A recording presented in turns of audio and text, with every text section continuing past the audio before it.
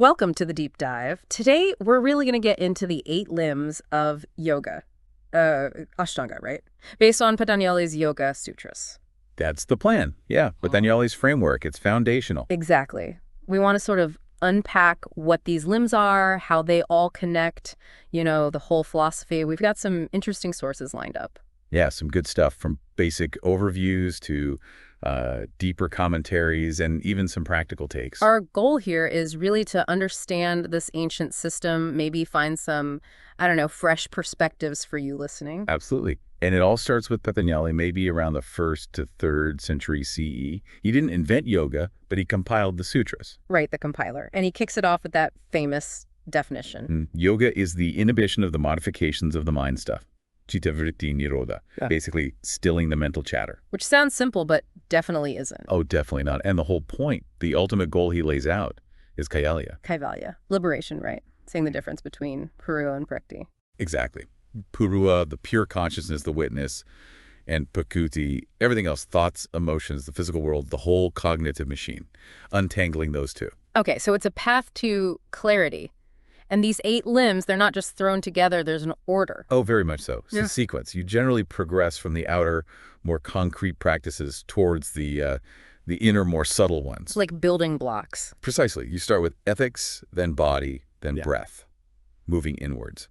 The idea is, for example, you need a steady, comfortable posture, an asana, before you can really effectively practice the later limbs like concentration or meditation. Makes sense. You can't really focus if you're fidgeting or uncomfortable. Right.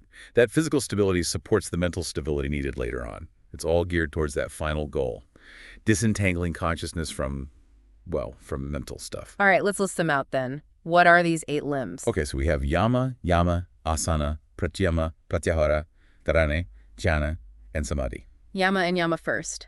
Ethics and observances. The do's and don'ts. Kind of, yeah. Yamas are the restraints, the don'ts. 5 of them. Okay, what are they? First, ahimsa, nonviolence, non-harming. And this is broad, Yeah. not just physical, but mental, verbal. Towards others and yourself, I guess. Exactly. Then satya, truthfulness, asteya, non-stealing. Brahmacharya often translated as chastity, but maybe better understood as right use of energy or fidelity. Okay. Energy management, interesting. And finally, aparigraha, non-possessiveness, non-greed, letting go of grasping. These feel pretty foundational for just living a decent life, really. They really are. They govern our interactions.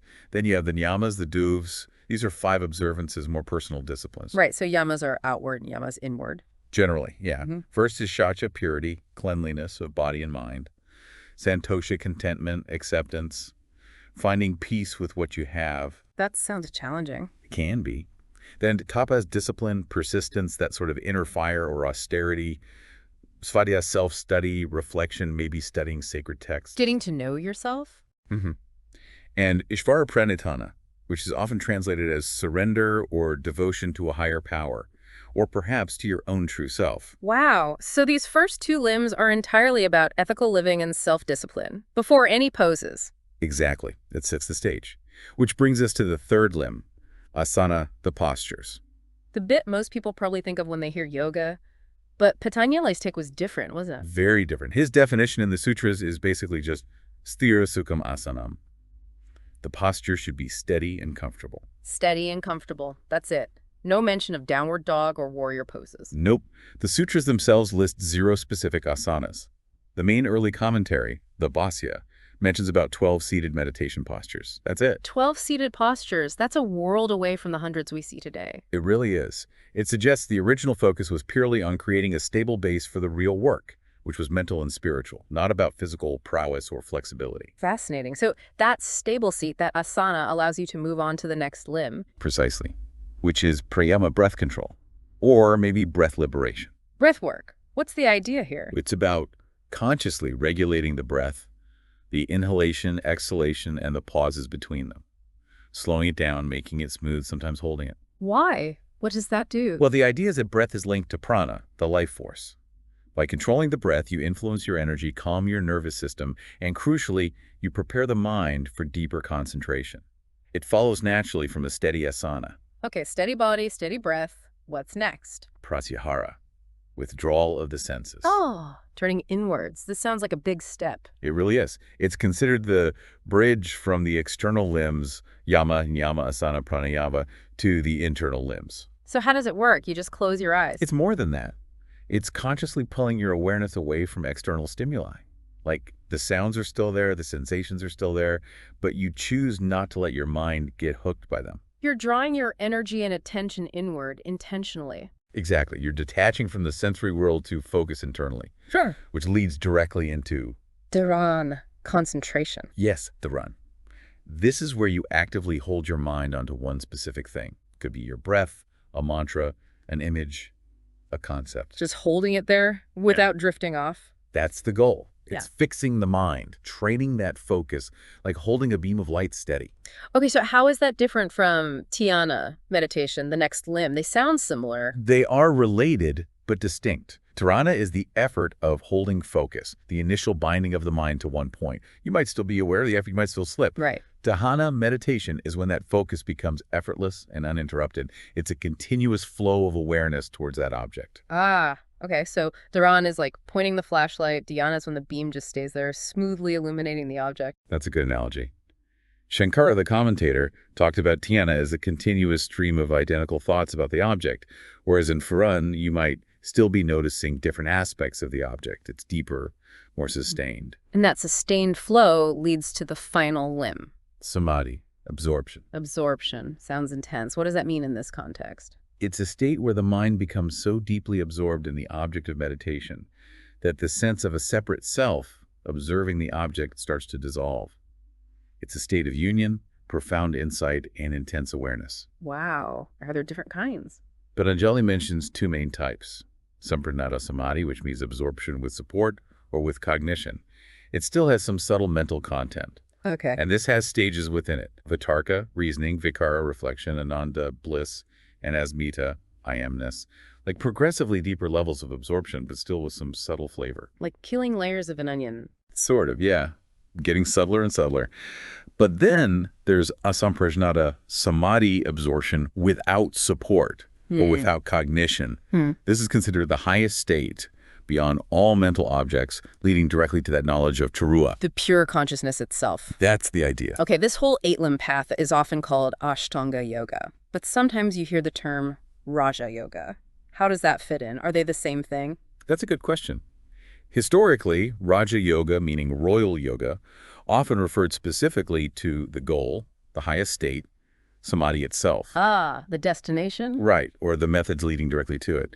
But later, particularly thanks to Swami Vivekananda in the late 19th century, Raja Yoga became widely equated with Patanjali's entire eight-limbed system, the Ashtanga path we've just described. So Vivekananda basically mapped Raja Yoga onto the Yoga Sutras. Pretty much, yeah. It became synonymous in many modern contexts, though the term Raja Yoga is also used in other traditions, sometimes with slightly different meanings, like in some Shaiva texts referring to an inner state of bliss and calm. So mostly synonymous with Ashtanga today, but with a bit of history there. Correct. And just to circle back, the entire purpose, the soteriological goal, as the texts say, of this whole eightfold journey is Kaivalya. Kaivalya. Liberation. Freedom from suffering, which Patanjali says stems from avidya ignorance. Specifically, the ignorance of our true nature, mistaking prakriti, mind, body, world, for pua, pure consciousness. So the eight limbs are the method, the technology almost, to dismantle that ignorance. Exactly. They're the means to achieve that discriminative discernment, to see Puro as separate from Prepi and thus become free. Samadhi is the state where this insight truly dawns. And those last three limbs, Dharan, Dhyan, Samadhi, sometimes they're grouped together. Yes, they're collectively called samyama. Patanjali describes samyama as a powerful tool.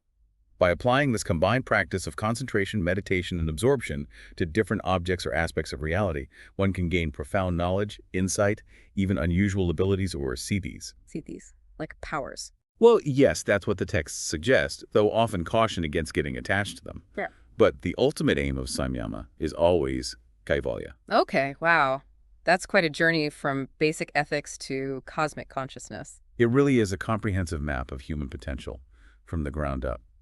So reflecting on this whole deep dive, what are the key things you think people should take away?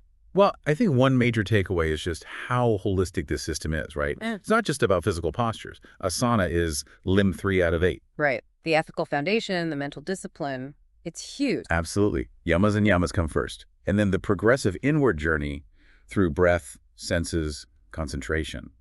It really shows yoga as a path of self-mastery and self-discovery, far beyond just exercise. Yeah, that definitely stands out. The emphasis is really internal. Any surprising insights, maybe? Perhaps how Patanjali originally viewed asana, just steady and comfortable for meditation. That contrasts so sharply with much of modern yoga culture. True. It reframes the purpose of the physical practice. And also, maybe the detailed breakdown of the stages of samadhi. It shows a very sophisticated understanding of psychology and consciousness from nearly 2,000 years ago. Definitely. So how is this relevant for someone listening today? Maybe someone who doesn't even do yoga poses. Oh, immensely relevant, I think. Even if you never practice asana, the principles are applicable. The yamas and niyamas, nonviolence, truthfulness, contentment, these are just valuable principles for living a better, more ethical life, aren't they? Hard to argue with that.